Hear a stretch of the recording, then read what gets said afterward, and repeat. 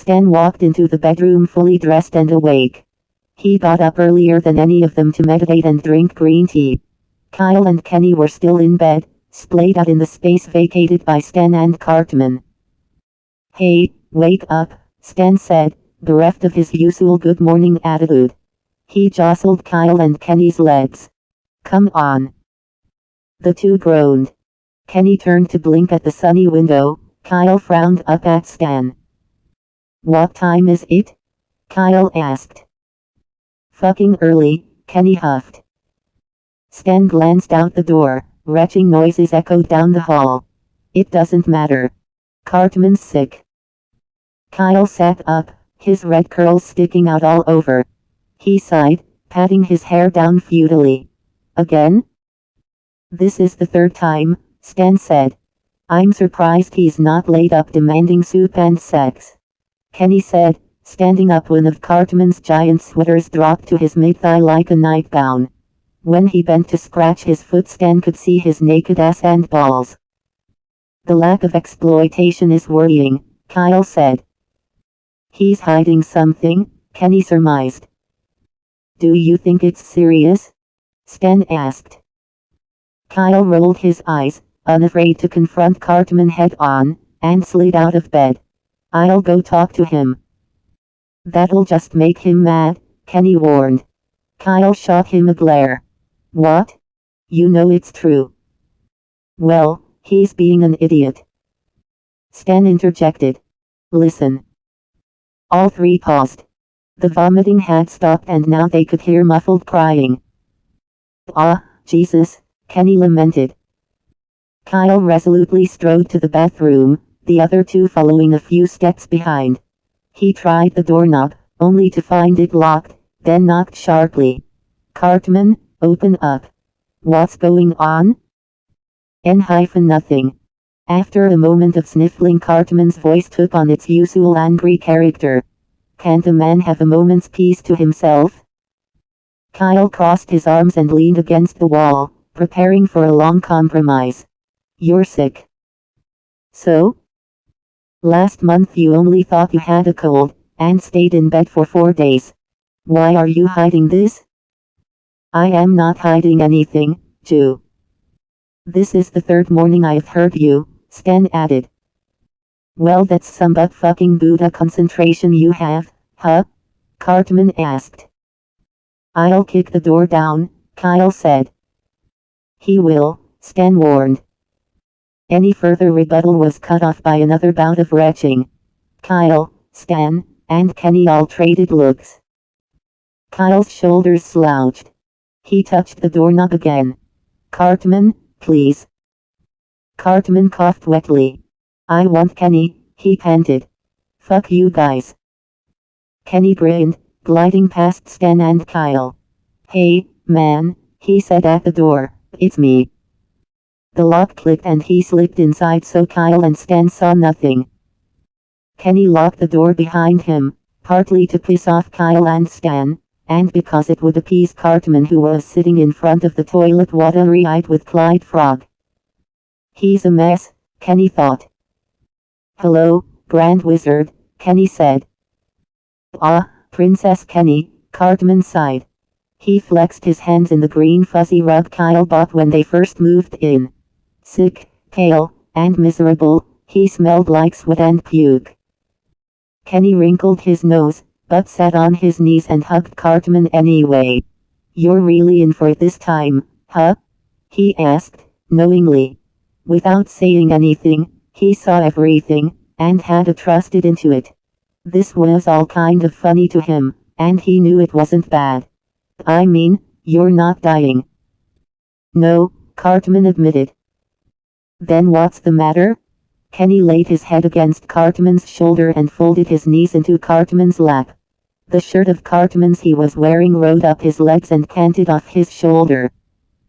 Cartman looked down at him and smoldered in snot, tears, and anxiety. Only then was Kenny struck with real alarm. But he played it cool and caressed the meat of Cartman's red-hot skin revealed by his droopy T-shirt collar. "You can whisper it to me if you want to." This was their code, Cartman couldn't always talk, but he felt emotions fluently. Abashed, he clutched Kenny's hand and pressed it hard against his stomach under his shirt. Frowning, Kenny looked into Cartman's one blue and green eyes, probing deeper into the fat. Suddenly all the air was sucked out of the bathroom. Kenny sat up and over Cartman, unfolding his hand palm flat against the skin. "Ah," he breathed, smiling as he tried best not to. "Is that my shirt?" Cartman asked. With the truth ripped off like a band-aid, he could talk now. They spoke quietly, to deter Kyle and Stan's listening. "It's comfy. Do I look good?" "Yes. I'm cold. Give it back, bitch." "Okay." Kenny slipped it over his head and handed it to Cartman. Cartman ogled at his naked body before putting the sweater on. He scrubbed his eyes and mouth with the sleeve pulled over his hand. Kenny stretched, joints popping, curving into Cartman's line of view so he'd look up from the floor. "Do you feel sick anymore?" "No," Cartman muttered. That was the last of it. Kenny rose to the sink and filled a Dixie cup with flat tap water. He handed this to Cartman and picked up Clyde Frog too. He unlocked the door and walked out to the hallway. Cartman flushed the toilet, rinsed his mouth, and spat behind him. Stan and Kyle stood stock against the opposite wall as if they hadn't just been against the door. Then they realized Kenny was naked and gave their own looks of incredulous suspicion. Cartman was cold, Kenny shrugged. It was his shirt. "Would it help if I said I fucked him better?" "We could try," Stan said, clenching his fists with sudden determination. "On second thought," Kenny said, and grinned to himself. Cartman rushed to the door after that. Kenny shuffled over, Cartman snatched Clyde Frog back from him. "Get him out of your slutty hands, Kenny." "Clyde Frog?" Stan asked in awe, staring at the stuffed animal. Kyle stepped forward, lips pursed. "Are you okay?" he asked, demanding a level of authority despite his unruly bedhead and pajamas. "What's going on?" Cartman turned to Kyle stiffly, almost like a possessed wind-up doll, but did not answer. Kenny looked at Cartman with emphasis. Kyle glanced between them, mouth flattening as he grinded his teeth, angrier and more worried by the second. "I'm going to go start breakfast," Stan announced, catching eye contact with Kenny. "I'm going to put on a robe," Kenny said. He took Kyle's hand. "Come help me." "Cartman, do you want hot chocolate?" Stan asked. "Sure," Cartman said. "And a fuck ton of bacon." Stan began walking him downstairs. We still have a lot of the pig from Ned and Jimbo. It tastes so much better when you know it's been properly killed and butchered," Cartman was saying as Kenny tugged Kyle to the bedroom. "You don't need help with the robe," Kyle accused as he shut the door, assuming this was a poorly timed sex thing. Kenny opened an armoire in the corner. Kyle bought it for him at an antique show with his mom. From a drawer he pulled out a baby pink jacquard corset lined with ribbon and white lace. Kyle was not exactly wrong. "It'll cheer Stan and Cartman up, you know them," Kenny said at Kyle's look. Maybe he wanted to feel pretty. It also allowed Cartman time to cool down with Stan's calming presence and affinity for hot drinks amidst the smell of bacon and flour. Kyle was keyed up about the whole thing too and needed to vent. Kenny was a good listener. "Eric needs to watch his cholesterol," Kyle complained all of a sudden. Kenny held the corset against his chest as Kyle snapped it together in the back. "Stan feeds him a whole fucking pig for breakfast. That's so gross. Jimbo just killed some farmer's pig by mistake and bought it." "Shoot it with a bullet you buy it," Kenny said. "It sure wasn't kosher." Cartman bought that giant freezer just to keep all the meat. Now he's picking up like popsicles and Klondike bars. Kyle began lacing the ribbon around, cinching Kenny's waist as he went, sometimes grunting. When they were done, Kyle donned Kenny with the ratty orange robe he'd had since a brief stint at college. "He's really okay, isn't he?" Kyle asked. They watched each other through the armoire mirror's reflection. I don't know about right now, Kenny answered truthfully, but he will be. Kyle's hands purposely brushed Kenny's penis as he tied the rope sash. Have you had sex with him at all the past week? No, Kenny said. He thought back to the last time they'd all four been together. Since then he had given Stan a blowjob and fucked Kyle, but Cartman was either busy or tired or grumpy. I haven't and neither has Stan, Kyle said. So he's your sex slave? No. But. He's in a mood. Last time he acted really out of it. Yeah, Kenny agreed. Cartman in a mood means I'll be in a mood, Kyle said with a determinedly pointed finger, and I want to get to the bottom of it. Kenny's heart warmed. You put yourself in a mood. He kissed Kyle's cheek. I'll bet they're ready by now. They went downstairs to the kitchen, where Stan was scrambling eggs and frying pancakes, his sleeves rolled up and black hair falling into his eyes. Cartman sat at the counter with a mug of hot chocolate, a can of whipped cream in hand. He seemed to have skipped topping off the mug and shot the stuff straight in his mouth. Stan looked up from the food. Kyle sidled beside Cartman with the new issues of Time and The Economist. Stan had coffee at the ready, black with Splenda. Behind them, Kenny waved. Stan smiled boyishly. He caught a peek of pink underneath Kenny's old robe. I'm going out for a smoke, Kenny said, swiping his cigarettes from the table. Stan stared at the sliding door mournfully. Kyle set down his coffee and took Stan's spot at the stove. Go get cancer, I guess, Kyle said. Roll your own tobacco, Cartman advised, flicking through his magazine. It's cheaper. Hi, Kenny, Stan said as he stepped through the sliding door. Hi, Stan, Kenny said, sitting in a lawn chair around their wet, unlit veranda. Sometimes Stan felt walking through the house was like stepping between revolving TV sets. He sat down in the lawn chair beside Kenny's. A table in between offered an ashtray, lighter, and Kenny's pack of cigarettes. One was already burning. Kenny flicked it above the veranda. Want one? He asked, nodding to the pack. Stan would never do it without prompting, the excuse of peer pressure. Sure, Stan said, and jagged a cigarette between his lips, quickly lighting it. He exhaled smoke with a big sigh that raised and deflated his chest. It reminded him of being young in his depressive indulgences. Did Cartman talk to you? Kenny asked. Yeah. Stan coughed into his elbow. I asked him if he needed to go to urgent care or something. He said he wasn't in pain, just sick. I asked him if he knew what it is. What did he say? Stan scoffed. Inconclusive. He narrowed his eyes at Kenny. Did he tell you? No, Kenny said. It wasn't a lie. I don't think he's sure yet. But I guessed correctly. Is it bad or good? Stan asked. Inconclusive, Kenny lied.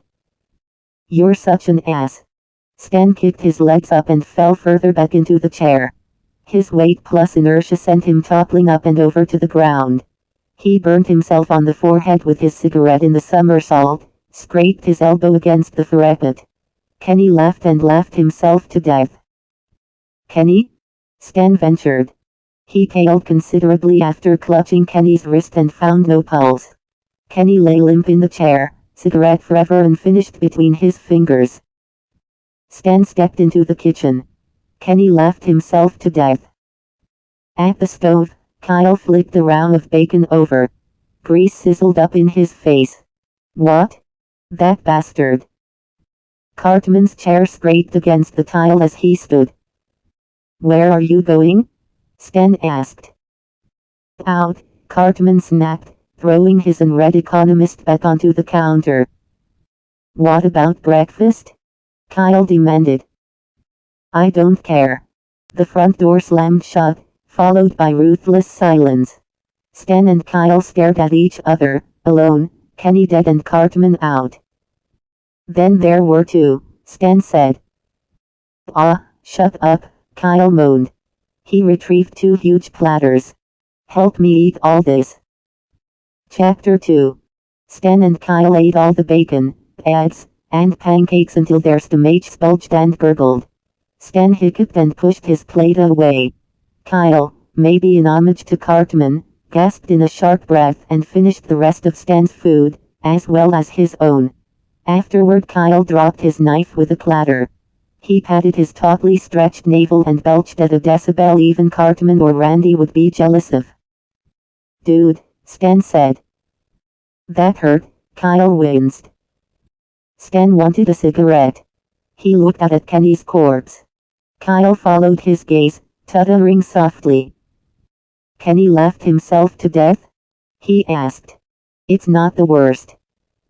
Yeah, Stan said, blissfully remembering the demure hint of jacquard under Kenny's robe. Too soon. Let's go then. Kyle heaved up from the table. Stan followed, a cramp lancing his side. They walked out the sliding door to Kenny's body and stared down. Kyle leaned forward and undid Kenny's robe. Underneath the baby pink ribbon lace over bust, Kenny had thrown on old gray boxers. They framed his skinny thighs nicely, tears and burnt holes lining up with white stars. Stan swallowed, rubbing the underside of his stomach to hide the erection forming at Kenny's dead body. I know, Kyle said glancing at Stan. I helped put it on. He went to the side of the house and returned with 2 shovels over his shoulders, pajamas bulging at the waist. Stan picked up Kenny's body to deposit it in the untrimmed grass. He and Kyle then commenced on Kenny's grave. They hacked a 2x6x3 rectangle underneath the crabapple tree. Identical spots of upended land gouged the backyard. These went unnoticed as Stan and Kyle began to sweat despite the cold. Red-hot blisters appeared on their palms and then they were done. They wrapped Kenny up in a bedsheet and both lowered him into the ground. By the time they were finished covering the grave their hands had frozen over, faces wind-chapped and sinuses clogged. Far away in another county off an unfamiliar interstate, Cartman currently ordered a strawberry milkshake, coffee, and 4 orders of biscuits and gravy. His inherited minivan idled noisily in the Laurel just drive-through. He turned to Butters in the passenger seat, whom he had picked up mid-getaway. What do you want? Eric, we always get this, Butters complained. I want them bridal. Well, I'm sorry Butters but we're already fucking here. If you had any objections you should have told me sooner. Fine. Pancakes. Butters got his pancakes quickly but they had to pull up and wait for all of Cartman's biscuits and gravy. Cartman slurped on his shake in the meantime, sullenly staring out at the parking lot without speaking. Butters ripped his pancakes into strips and dunked them into syrup, trying to make small conversation. His attempts were met with a silent wall as Cartman started flipping through morning talk shows. What's this all about? Butters finally asked. He turned the radio off. Eric, hey. You can't just call and not say what's wrong. Cartman obnoxiously drained the last of his shake, ripped the straw out of his mouth and tossed the cup to the back of the van. Do you want that coffee? He asked. I changed my mind, it'll just give me the shits. Slightly touched, Butters accepted the offer with a scrunched nose. Indigestion problems? He inferred. Connected to a larger medical issue, Cartman said. You're sick. Butters gasped. It's a condition, not an illness. Now you're just confusing me. Well, I'm confused too. Suddenly a monotone voice droned. Hey. In uniform, Ike Broflovsky stood at the open window, Cartman's food in hand. His face shifted to surprise in recognition. What the hell? Cartman shouted. You work here? I don't like seeing people I know, Ike glowered. Did Kyle tell you? I'll be talking to him. But he doesn't even know we're here, Butters objected. Shut up, Cartman hissed, don't tell him that. What's going on? Ike lowered the bag of food, looking between Cartman and Butters. Something's going on. Cartman reached out the window, snatched his breakfast, and turned the van back on. "Fuck you, Canadian." Ike was forced to stumble back as he peeled into reverse, out of the parking lot. He felt like hopping back onto the interstate, but then Butters reminded him his food was getting cold. They ended up in a gravel lot of a public park surrounded by tall oaks, and sat at a table underneath falling leaves. Cartman slopped all of his biscuits and gravy into one plaster container, eating with abandon as Butters sipped his coffee. "You got quite the appetite," Butters observed. "So? Is it related to your condition?" "No. It's all you can eat on Sundays, and Kyle's punk-ass brother ruined it." Butters frowned. "I might just tell Kyle where we are right now if you don't tell me what's going on. Dragging me out here and I didn't even get McGriddles. I'm pissed, Eric." "Fine. Tell him, Ash'll betray me." I won't," Butters sighed. "Bras before hoes. I won't tell them anything." "Anything?" Butters shook his head. "Nothing at all. So tell me." "I'm pregnant," Cartman confessed. The words felt strange as he said them, unreal. Lobbed out of his mouth before he could take them back. Butters stared. When Cartman remained silent, he realized it was serious and leaned across the picnic table in earnest. "You gotta tell Em." "No way," Cartman denied. "Whose is it?" Butters asked. "I don't know." Hamburgers, Eric." Kenny figured it out, but he died. "Jesus." Butters slumped back into his seat. "Not Kenny." They didn't talk for a moment. Leaves drifted around. Cartman left his food alone. "I'm taking care of it," he said. "No one has to know. But I need your help, Butters." Rarely did Cartman ask for help, but now Butters wished he would have been left out of it. "Don't you want to think about this? A kid is just a liability that will never go away." "Eric, that's sad." "Isn't it my choice? Is it what you want?" Cartman scoffed. He looked away to the trees. "Do I want a kid?" "Do you?" Cartman turned to the side and threw up. Once the second round of morning sickness abated, he laid his face down flat against the cool wood of the table. Butters got up to throw their trash away and cover the vomit with sticks and leaves. He touched Cartman's shoulder when he was done. "I'll drive," he said. Cartman was too grumpy to care. He waited in the car as Butters went into a Walgreens, then returned with an ominous baggie. "What's that?" he asked. "Sprite, Tums," Butters said, handing Cartman the items, "other stuff." He dropped the rest in between the two front seats. Cartman chewed 3 Tums and chugged Sprite to chase the taste of chalk out of his pukey mouth. He closed his eyes for the rest of the trip back to South Park. Butters woke him up with a chipper smile. Cartman groggily blinked awake, parked in front of an apartment complex in Shite-Pat Town. He shuffled after Butters to the second level. Behind door 4B lay Butters' place. Basic furniture was decorated with random knickknacks. In the living room, Cartman stood by the hamster cage as Butters set whatever he had bought on the coffee table. "My evil little minion sure missed ya, buddy." Butters stepped over to unlatch the cage door. "Penelope isn't evil," Cartman said, taking the rodent in his large hands. "She looked small and shiny, covered in soft yellow fur." "We'll play in a little bit," Butters cooed, and locked her back up. He passed a deceptively small box to Cartman. "Here, Eric." Cartman looked down. "A pregnancy test." "I didn't know if you had one or not," Butters said. "I didn't." "How do you know then?" Cartman shrugged. He could not explain the bolt of realization which hit him one morning after a few days of being sick, a knowledge that something inside of him had changed. He went into Butters' bathroom, peed, and waited. The test only confirmed what he already knew. A tide of rage rose in his chest. He locked it away in his throat, pocketed the test, and went back out to the living room. Seeing his barely held composition, Butters did not have to ask what the test read. Instead, Cartman rolled Penelope back and forth across the carpet in her plastic ball, and Butters made cookies. Cartman only really relaxed until the oven dinged and Butters brought out the entire plate for him to eat. With a glass of milk he was officially sated, sprawled back on the couch. Butters tidied the dishes, then sat beside him, Penelope scurrying across the cushions in between. "What now?" Butters asked. Cartman closed his eyes, focusing on the hamster's tiny feet poking into his arm. "Well, I'm not doing it in town."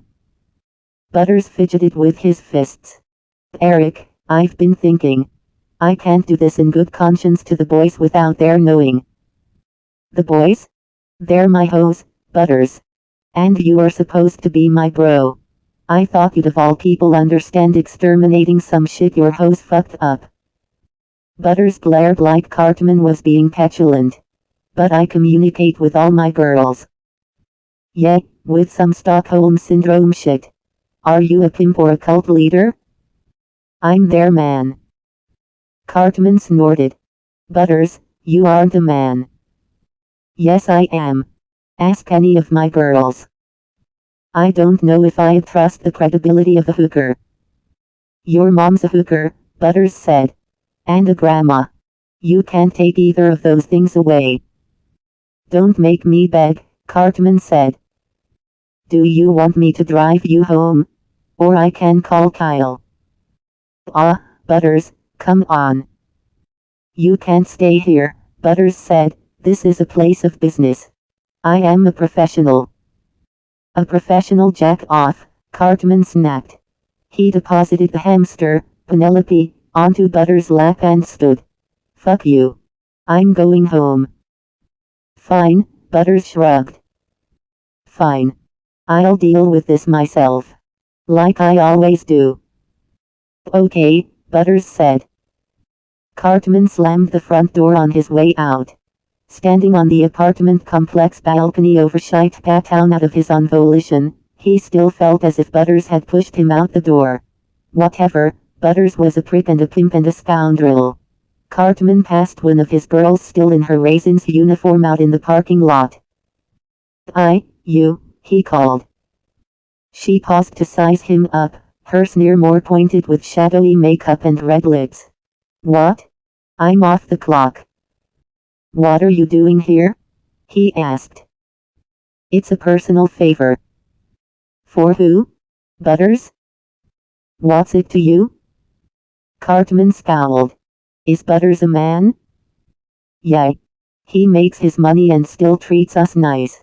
She took a threatening step forward. "Are you trying to say something? Fuck with him or something?" "No. It's nothing. Forget it." Cartman walked to his van. The girl stared after him all the way from the balcony. She didn't go into Butters' apartment until he left the lot. Soon Cartman pulled back up in front of his house. It was afternoon now. The meat of the day had been consumed. He wanted to take a nap and sleep off the digestion. But he couldn't just yet. Kyle was waiting for him the moment he stepped inside. Probably heard the van. Cartman tossed his keys onto a useless table beside the door. It was only there to catch keys. He went through the motions of shucking his jacket, taking his wallet out of his pocket, undoing his shoes.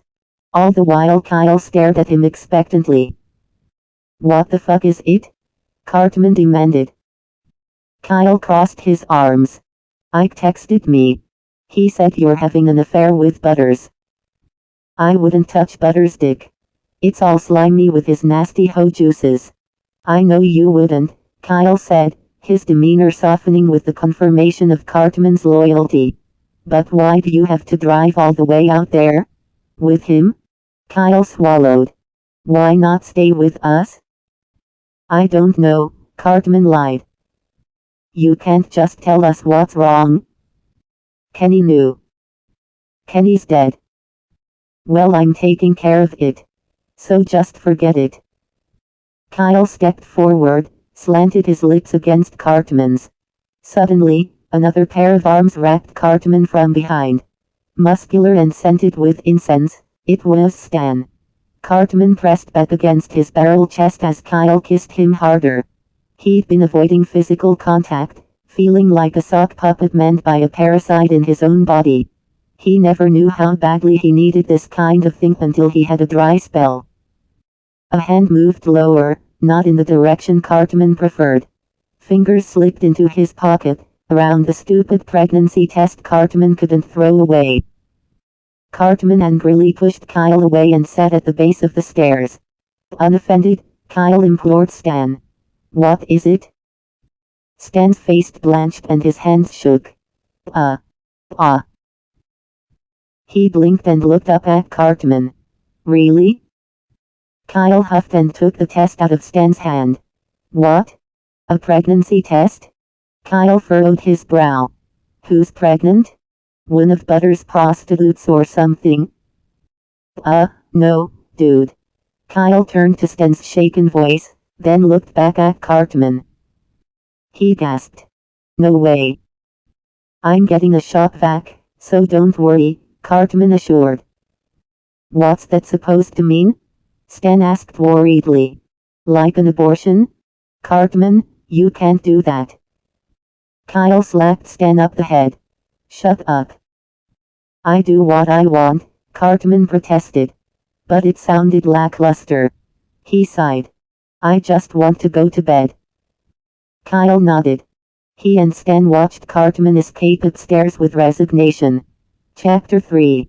Cartman woke up alone, writhing in a cold sweat. When he opened his eyes he found his stomach had blown up to full term in his sleep. "What the hell?" He moaned in pain, futilely grappling the sides of his 9-month belly. "God, you're so big," Kyle said. Cartman looked between his legs and found Kyle fucking him slow and steady. "We're gonna put more babies in you," Kyle said. Stan and Kenny materialized and pressed their cocks in with Kyle's. Cartman screamed and thrashed wildly. His vulva was stretched to its maximum limit, 3 dicks stuffed inside. Kyle, Stan, and Kenny started moving in tandem. Their cocks sheathed in and out of Cartman obscenely wet and loud, lubricated by Cartman's massive amounts of slick. Their 3 heads shoved past Cartman's cervix. He whined, toes curling, squeezing tight around the shared girth of his 3 friends, sucking them deeper inside. They came in unison, pumping Cartman full with 3 loads of cum, and continued fucking him after. Cartman laced back on the bed, dazzlingly rubbing his growing gut as the 3 boys continued coming and coming. Eventually his stomach hardened under his hands, and he felt more babies growing, all of them big and active, fighting for room. Contractions began at Cartman's navel and stretched around to his lower back. Despite this, he was still relentlessly fucked. Kyle, Stan, and Kenny got even faster, fucking him harder. Deep inside his cum-filled cervix, their 3 dicks popped the plug to his womb. Waters gushed out, forcing the 3 boys to pull out. Cum and birth fluids poured out of Cartman's wrecked vagina. He sobbed, curling around his undulating tummy, and pressed his thighs tight together. This did not mitigate the growing pressure crawling up his abdomen. Kenny rotated Cartman onto his knees and fucked his face. Stan sunk back into his dilated pussy, while Kyle pushed into his neglected asshole. Stuffed in all holes, Cartman could only give up to the agony of labor. He swallowed copious amounts of Kenny's cum, which distended his stomach further. Stan's anal thrusts added to his stomach's size and discomfort, while Kyle directly attacked his contracting womb. The first baby head pulled into his birth canal. Every movement of Kyle's forced it up backwards. Cartman felt his hips splitting apart. He screamed around Kenny's cock and only got more cum down his torn throat. The babies started going nuts inside of him, kicking their legs and waving their arms. He felt like he was going to pop. His giant moving womb agitated his growing stomach and the rest of his organs were pushed aside. He couldn't get breath through his nose any longer and felt himself suffocating around Kenny's cock. By now his ass and pussy were numb, whitened beyond imagination, leaking cum and blood and fluids. Kyle, Stan and Kenny finally retreated and started directing Cartman to push. The baby was stuck behind a mass of cum. Its siblings started following, pressing against Cartman's stoppered cervix. His pelvis was overloaded with multiple babies, all of them at least 6 pounds. His bones creaked as his stomach dropped further, bottoming out onto the bed like an anchor. His spine almost snapped with the sudden weight. He careened with his stomach, limbs uselessly hovering over the massive orb. His head hung down to his chest. The boys guided him onto his back, instructed him to hook his knees over his hands and hold them up on either side of his gargantuan gut. Now his vulva was on full display, stretched fat and red and wet. Finally the first baby was beginning to crown. Ahaunan. Cartman grit his teeth. A loud wail resounded around the room. He pushed again, his massive tummy turned upright by his folded legs. The first baby's shoulders slipped out. Another push and it was birthed entirely. Cartman felt the tug from the umbilical cord as it cried. He only had a moment's respite before the next baby followed its sibling down. I can't. Stop it. At Cartman's loud exclamation, Kyle looked up from the TV streaming Real Housewives and into Stan's eyes, who'd been half-heartedly pruning a bonsai tree. They both jogged upstairs. When they opened the bedroom door, Cartman was sobbing on his side, arms wrapped over his stomach, the sheets tangled around his legs. Stan froze in the doorway as Kyle came to Cartman's bedside. Jesus Christ. What is it? Kyle demanded.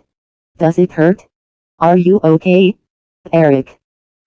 Leave me alone, Cartman shouted, slapping Kyle away as he sat up. I took a bunch of misoprostol, Ashel. A chill ran down Stan's spine at the thought of Cartman racked with pain, blood on the sheets beneath him. No you didn't, don't say that. Kyle glared at Cartman for several moments. Stan expected him to yell or leave the room. Instead he started crying. Jew boy, Cartman said, stop it. Stop. It was just a bad dream. If you really want to have an abortion just tell us, Kyle said as he wiped away tears. Forget Stan, okay? Just what is it you want, Cartman? I don't know. Cartman's admission rang across the room. He covered his face with his hands. Kyle wiped his nose on his shoulder and sat on the end of their bed. He patted his lap. Kmer, Fatas. Do I have to suck your balls? Cartman laughed, lowered his hands. I dunno, he replied, but put his feet up on Kyle's thighs. God, you and your foot fetish. It's gonna come in handy, right? Kyle asked, digging his thumbs into the arch of Cartman's left foot. Your feet will be swelling pretty soon. Shut up, I'll kick you off. Stan had enough. He walked to the bed, got on his knees, and took Cartman's hands. Kyle watched, holding Cartman's foot still. Cartman narrowed his eyes, but squeezed Stan's fingers anyway. Eric, Stan began in his serious, somber and sincere puppy dog voice, is there any chance of you keeping this baby? You can tell us you're pregnant but not tell us what you're going to do. It's our kid too. I don't even know whose it is, Cartman said. That doesn't matter. Still gonna be a Jew either way, Kyle supplemented. What if I want to keep it? Cartman asked. Stan's face lit up in a smile. Great. Yes. Kyle tugged Cartman's ankle, bidding him to turn. It'd be fine. You have all of us, and Butters and your mom. I remember when Ike was a baby, and Kenny literally raised Karen himself. I know all that, Cartman huffed. Just never mind. No, what? Stan asked. I'll be the problem, he said. I mean, really. How am I in any capacity ready to have a kid? Kyle blinked. Well. See. It'll be fine, Stan said. Stop saying that. Look, Stan took Cartman's shoulders, shook him roughly. You don't want anybody to know, but you are a good man, proud man. It's your pedigree, right? How could you waste it? Cartman sighed, considering. Tainted with Jew blood as it is.